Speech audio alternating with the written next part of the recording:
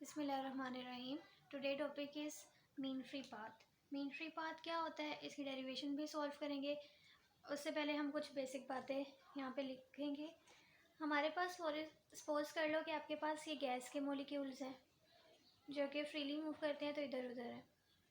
अब गैस के मॉलिक्यूल्स क्या करते हैं, आपस में कोलाइड करते हैं ना, तो ये एक दूसरे के साथ कोलिजन करेंगे। ये इसके साथ करेगा, ये इसके साथ, इसके साथ, इस तरह से इनकी आपस में कोलिजन होगी। जो दो मॉलिक्यूल्स जो आपस में कोलाइड कर रहे हैं, उनके दरमियान के डिस्टेंस को हम लैम्डा लिखते हैं। ठीक है, ये लैम्डा क्या है? ये लैम्डा हम कहते हैं कि ये ही मीन फ्री पाथ होता है। मतलब कि हम मीन फ्री पाथ को लैम्डा से रिप्रेजेंट करते हैं। अब आप नोट करो कि यहाँ से यहाँ तक का डिस्टेंस, यहाँ से यहाँ तक का डिस्टेंस, यहाँ से यहाँ तक का, ये सारे आपस में चेंज है। इस वाले डिस्टेंस को हम लैम्डा 1 कह देते हैं, इनके दरमियान के डिस्टेंस को लैम्डा 2, लैम्डा 3 और लैम्डा 4। अब लैम्डा जो है या मीन फ्री पाथ जो है वो है ही क्या कि डिस्टेंस है between two successive collision molecules के दरमियान। जब हमने इन दोनों दरमियान मॉलिक्यूल्स के दरमियान के डिस्टेंस को निकालना हो तो हम एक नहीं निकाल सकते, या हम इनके मतलब एक एक को अलग-अलग करके लैम्डा हम नहीं निकाल सकते, हम एवरेज लेते हैं। तो हम एवरेज कैसे लेते हैं कि हम सारे लैम्डास को ऐड कर देते हैं। जो भी डिस्टेंस कोलिजन के दरमियान हुआ है उन सब को हम ऐड कर देते हैं, up to so on, divided by total number से डिवाइड कर दिया। अब इस चीज़ को इस तरह भी लिख सकती हूँ मैं कि lambda is equals to total distance. ठीक है, ये सारे लैम्डास क्या है, डिस्टेंस है ना, तो टोटल डिस्टेंस ड्यूरिंग कोलिजन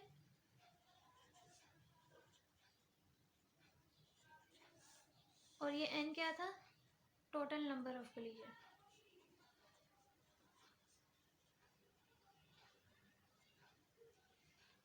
तो इस तरह से हमें पता लग गया कि मीन फ्री पाथ क्या होता है। मीन फ्री पाथ लैम्डा होता है जो कि डिस्टेंस होता है दो कोलिजन मॉलिक्यूल्स के दरमियान का। फिर हमने लैम्डा का फॉर्मूला भी निकाल लिया। अब हमने दूसरी बात क्या करनी है कि कोलिजन जो हम बात कर रहे हैं, कोलिजन हुई, ये कोलिजन कैसे होती है। ठीक है, तो इस चीज़ को ध्यान से समझना है, कोलिजन कैसे होती है। मैं यहाँ पे लिख देती हूँ। कोलिजन के लिए हम मॉलिक्यूल्स लेते हैं, जाहिर है दो मॉलिक्यूल्स के दरमियान ही कोलिजन होगी, ज़्यादा भी हो सकता है लेकिन हम यहाँ पे दो ले रहे हैं। एक मॉलिक्यूल को मैंने यहाँ पे बनाया और दूसरे मॉलिक्यूल को भी मैं बना लेती हूँ। जो दो मॉलिक्यूल्स के दरमियान कोलिजन होनी है उनको मैंने यहाँ पे ड्रॉ कर लिया। अब इसका सेंटर से यहाँ तक का डिस्टेंस, इसका पूरा डिस्टेंस क्या है, अगर मैं इसका पूरा देखूँ तो वो किसके इक्वल है, डी के। इसका पूरा डिस्टेंस किसके इक्वल है, डी के। सिमिलरली इसका भी पूरा डिस्टेंस डी है। ठीक है, और अगर मैं सेंटर से यहाँ तक का रेडियस देखूँगी या सेंटर से यहाँ तक का डिस्टेंस, तो वो हो जाएगा d/2, और इसका भी सेंटर से यहाँ तक का डिस्टेंस क्या होगा, d/2। अब इस चीज़ को गौर से देखो, जब कोलिजन होगी, कोलिजन कैसे होती है कि जब ये दोनों आपस में आके टकराएंगे। फॉर एग्जांपल ये दो मॉलिक्यूल्स थे और ये आपस में ऐसे आ गए। अब देखो यहाँ से यहाँ तक का डिस्टेंस, सेंटर से यहाँ तक का डिस्टेंस और इसका भी सेंटर से यहाँ तक का डिस्टेंस, मैंने क्या कहा था कि वो d/2 है दोनों का, और इनका पूरा जो है वो किसके इक्वल था, डिस्टेंस d। अब यहाँ पे अगर आप एक मॉलिक्यूल ड्रॉ करके देखो, ठीक है, सेंटर से सेंटर तक के डिस्टेंस से आपने ड्रॉ करके देखना है। अब आप देखोगे कि ये इसका डिस्टेंस पूरे का जो मॉलिक्यूल आपने ड्रॉ किया है, इनके दोनों के सेंटर्स को मिला के वो किसके इक्वल आ रहा है, डी के इक्वल आ रहा है ना, डी के इक्वल। तो यही बात यहाँ पे आप लोगों ने लिख लेनी है। मैं यहाँ पे लिख देती हूँ कि अगर डिस्टेंस डी के इक्वल हो, ठीक है, डी के इक्वल हो या डी से छोटा भी हो, ठीक है, या तो डी के इक्वल हो या डी से क्या हो, छोटा हो, तब भी क्या होगा, तब भी कोलिजन होगी। मतलब अगर डी से छोटा आ रहा है तब भी कोलिजन होगी, लेकिन अगर डिस्टेंस डी से बड़ा आ जाए तो कोलिजन नहीं होगी। मैं इस चीज़ को यहाँ पे बना के भी दिखाती हूँ। यहाँ पे एक दफ़ा मैंने बना के दिखाया कि जब वो डी के इक्वल होगा, ठीक है, दूसरा मैं बना के दिखाती हूँ जब डी से छोटा हो। जैसे अगर यहाँ पे ये दो मॉलिक्यूल्स हैं ना, अगर ये दो मॉलिक्यूल्स हैं, यहाँ पे एक थर्ड मॉलिक्यूल है, इस थर्ड मॉलिक्यूल मूव कर रहा है। अब मूव कर रहा है, जाहिर है यहाँ तक जाएगा। अब देखना है कि इनके दरमियान कोलिजन हुई या नहीं। जब ये यहाँ तक आएगा,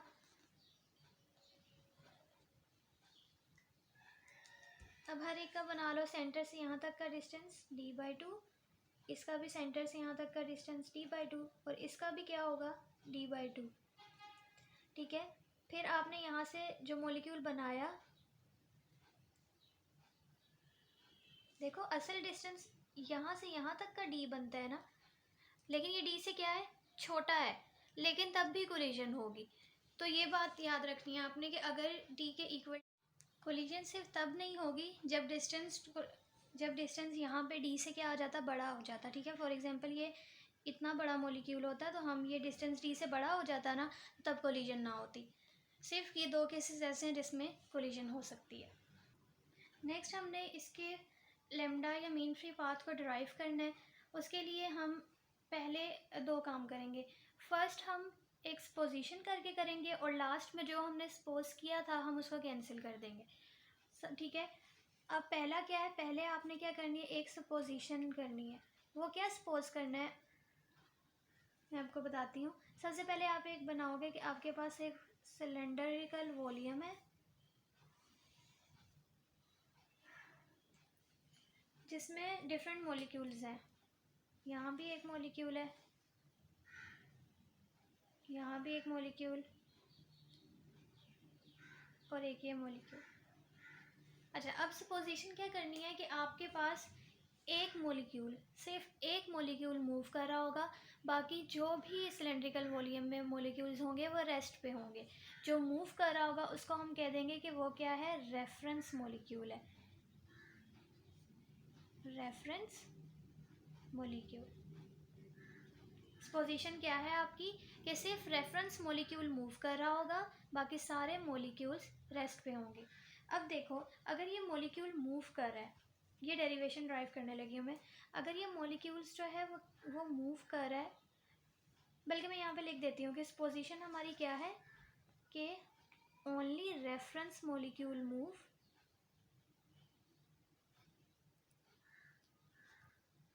ठीक है। मैंने यहाँ पे इस पोजीशन को लिख दिया है कि सिर्फ एक रेफरेंस मॉलिक्यूल जो है वो मूव कर रहा होगा, बाकी remaining all are at rest. अब ये मॉलिक्यूल अगर मूव कर रहा है तो यहाँ पे देखना है कि ये मॉलिक्यूल यहाँ पे आके इसके साथ कोलाइड करेगा या नहीं। देखो, जब ये मॉलिक्यूल यहाँ आया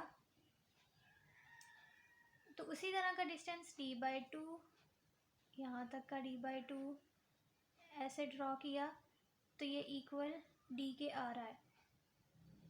इसका मतलब कि इन दोनों के दरमियान कोलिजन हुई। हमने इनके दरमियान की कोलिजन कहा कि इनके दरमियान कोलिजन हुई है। ये पूरा डिस्टेंस जो है ना, जो ये मॉलिक्यूल इस सिलेंड्रिकल वॉल्यूम में मूव करेगा या कवर करेगा, उसको हम पूरे डिस्टेंस या लेंथ को हम कह देते हैं कि वो v, ये v के ऊपर ये मल्टीप्लाई बाय t के इक्वल है।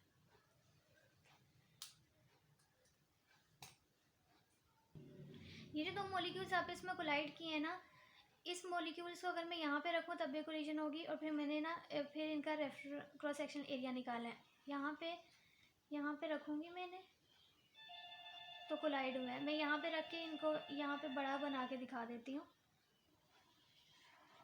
ये वाला जो है ये इसका ये फेस है जो भी है, और इसके दरमियान जो है ये दो मॉलिक्यूल्स थे जो कोलाइड किए हैं।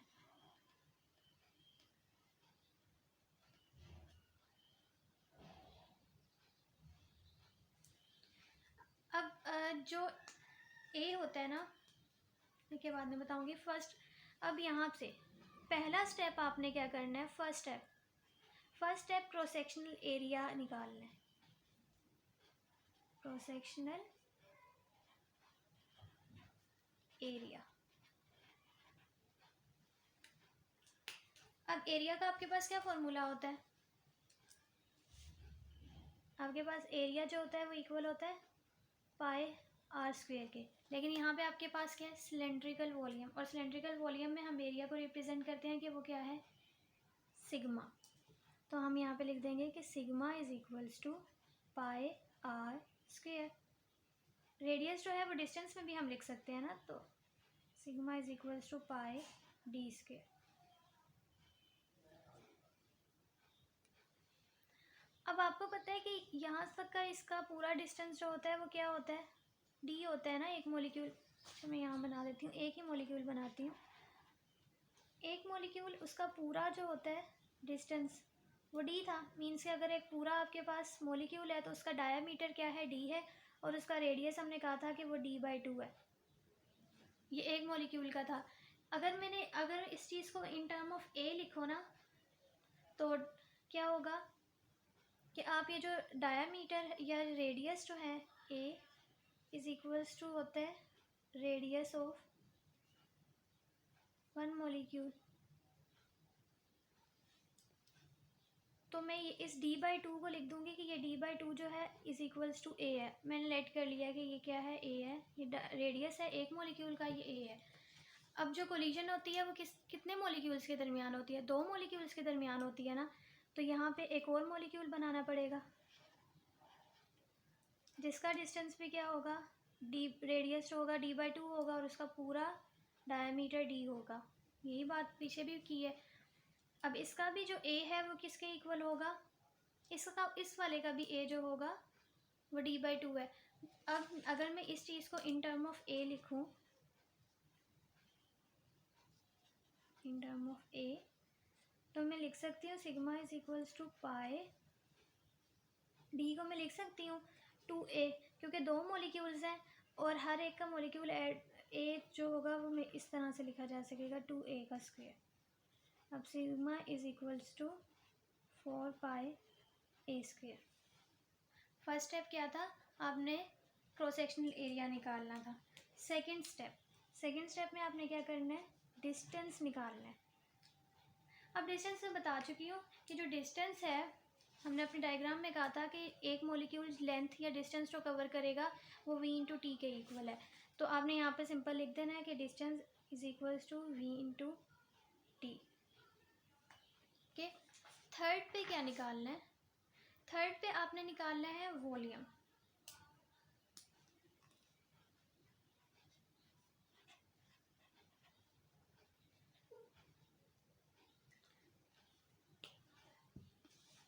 थर्ड पे वॉल्यूम का फॉर्मूला क्या होता है,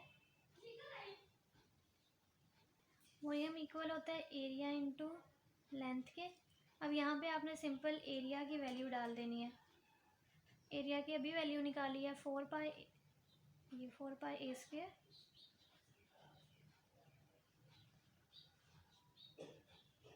इंटू लेंथ जो है वो भी अभी निकाली है।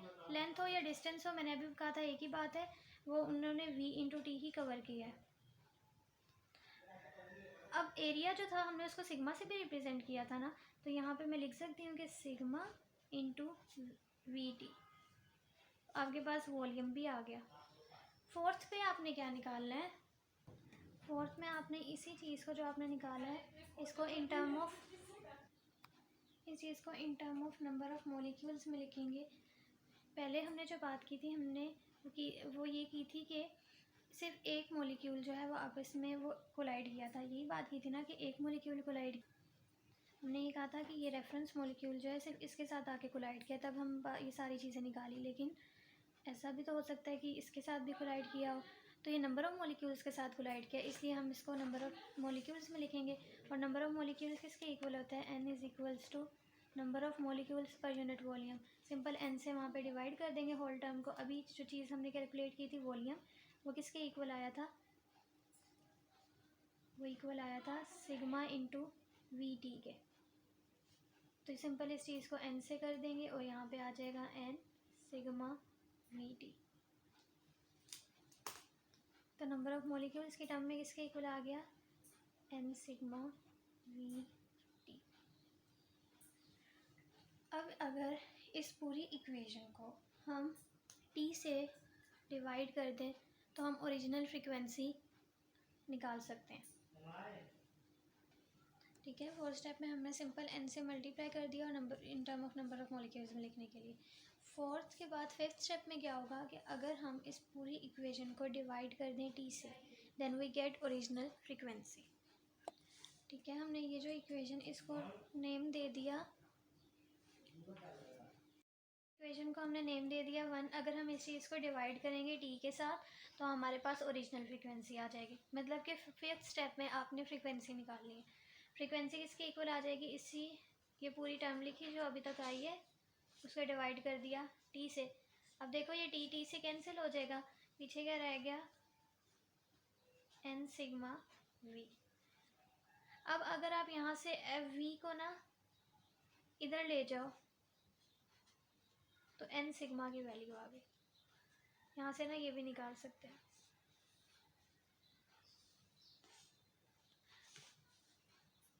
अभी तक हमने क्या किया है, सबसे पहला काम क्या था, सपोजिशन करना। हमने सपोज किया कि सिर्फ एक रेफरेंस मॉलिक्यूल मूव कर रहा है, बाकी कोई मॉलिक्यूल मूव नहीं कर रहा, और ये मॉलिक्यूल आगे से जब कोलाइड करेगा तो हमने फिर क्रॉस सेक्शनल एरिया निकाला। एरिया निकालने के बाद हमने इन टर्म ऑफ ए लिखा। फिर हमने डिस्टेंस निकाला जो सिंपल v इंटू टी के इक्वल था। वॉल्यूम का फॉर्मूला a इंटू एल होता है, a की वैल्यू डाली, लेंथ की वैल्यू डाली। फोर्थ में फिर हमने इस चीज़ को in term of number of molecules में लिखने के लिए हमने सिंपल n से मल्टीप्लाई कर दिया।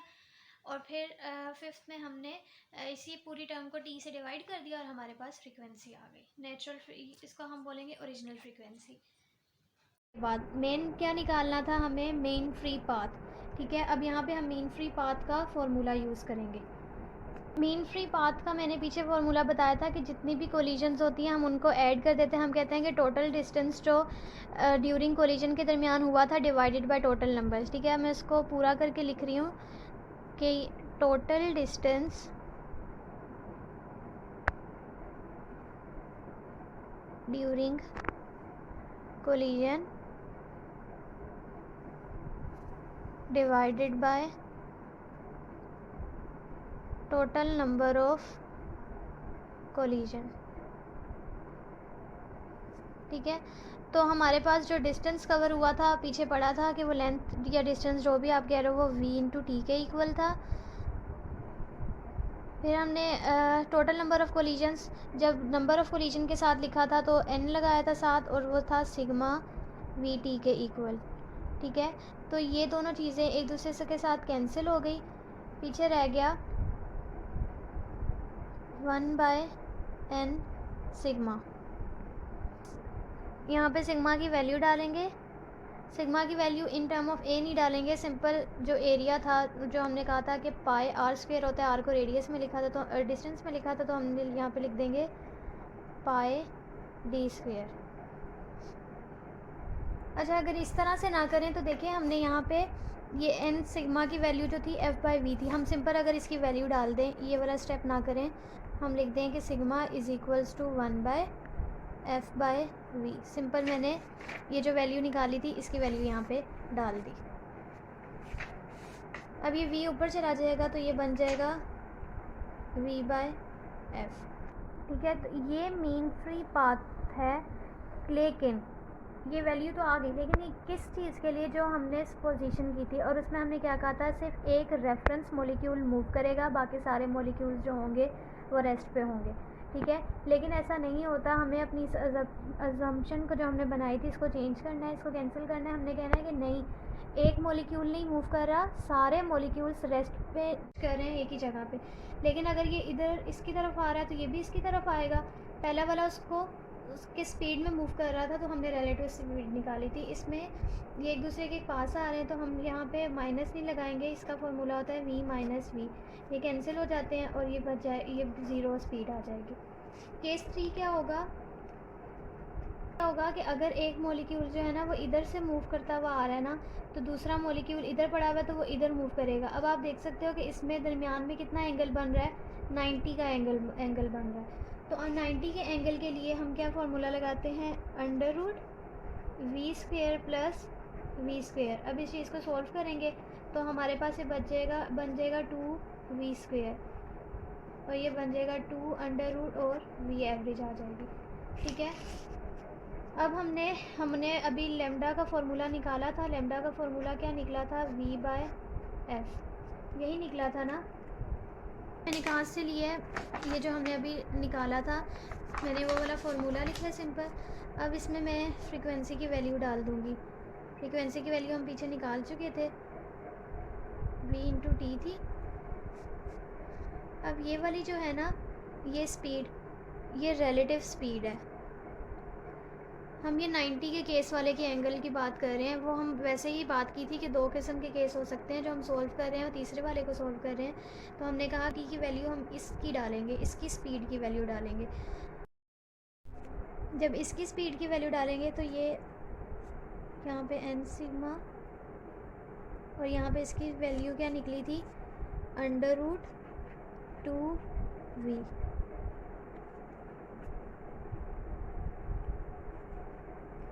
यहाँ से ये v जो है वो कैंसिल हो जाएगा इसके साथ, पीछे रह गया 1/√2n सिग्मा। अब यहाँ पे मैं सिग्मा की वैल्यू डाल सकती हूँ। मैं सिग्मा की वैल्यू 1/√2n, सिग्मा की वैल्यू अगर मैं डाल दूँ πd², ठीक है। और अगर आपने नंबर ऑफ़ मॉलिक्यूल्स के टर्म में लिखना हो इसको, तो फॉर नंबर ऑफ़ मॉलिक्यूल्स की टर्म में भी लिख सकते हैं। ये वाला जो आया था 1/2n πd², जो हमने इन टर्म ऑफ इसकी सिग्मा की वैल्यू डाल के रखा था, अगर in term of number of molecules लिखो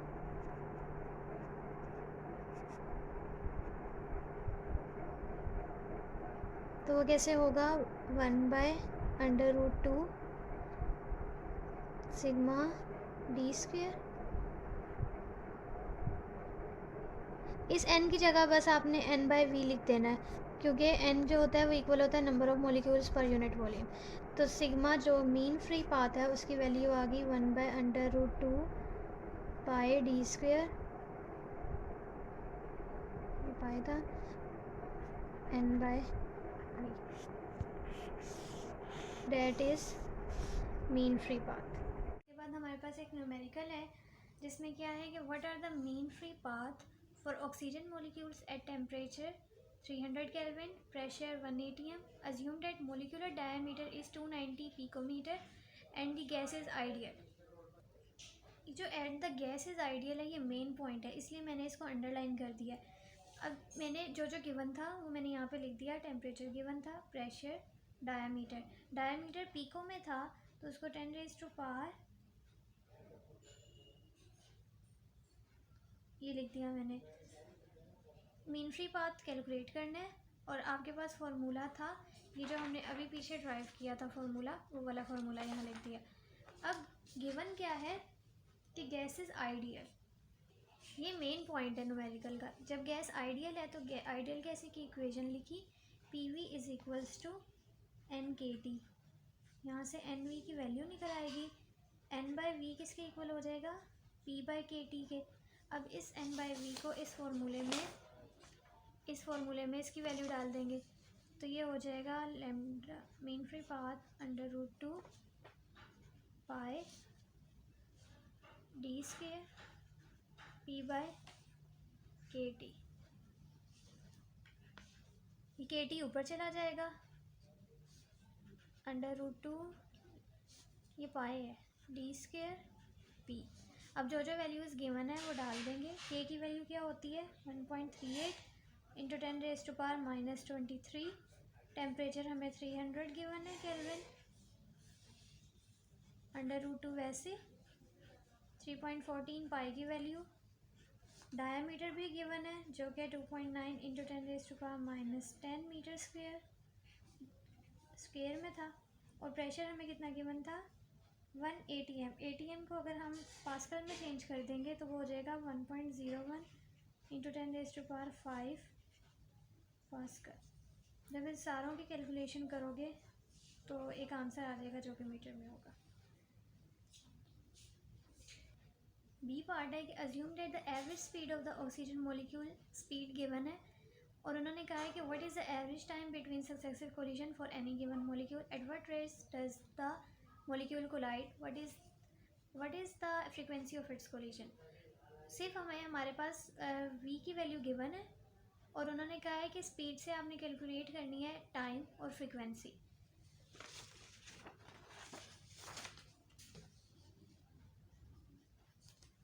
डिस्टेंस अभी हमने पीछे डिस्टेंस का निकाला था फॉर्मूला। डिस्टेंस किसके इक्वल था? डिस्टेंस इक्वल था v इंटू टी के। यहाँ से हम निकालेंगे टाइम। जब टाइम निकालेंगे तो v इक्वल हो जाएगा d/v। Time is equal to distance कितना गिवन है, और डिस्टेंस को हम किससे रिप्रेजेंट करते हैं? डिस्टेंस लेमडा भी होता है ना, तो यहाँ पे लेमडा/v। लेमडा की वैल्यू अगर जब ऊपर आप निकालोगे ना तो वो तकरीबन बन रही थी 1.1 इंटू 10⁻⁻⁷। यहाँ आपने इसकी वैल्यू डाल देनी है लेमडा की, और v आपको गिवन है। v की वैल्यू लिख देनी है 450। यहाँ से टाइम की वैल्यू आ जाएगी जो कि होगी 0.24 नैनो सेकेंड। दूसरा उन्होंने कहा है कि फ्रीक्वेंसी निकालनी है। फ्रीक्वेंसी किसकी इक्वल होती है? Reciprocal of time period. जो भी आंसर आया उसका रेसिप्रोकल ले लोगे। नैनो किसके इक्वल होता है? 0 नैनो सेकेंड। इसको आगे करोगे तो आंसर आ जाएगा फ्रीक्वेंसी का। आज का टॉपिक भी कंप्लीट हुआ।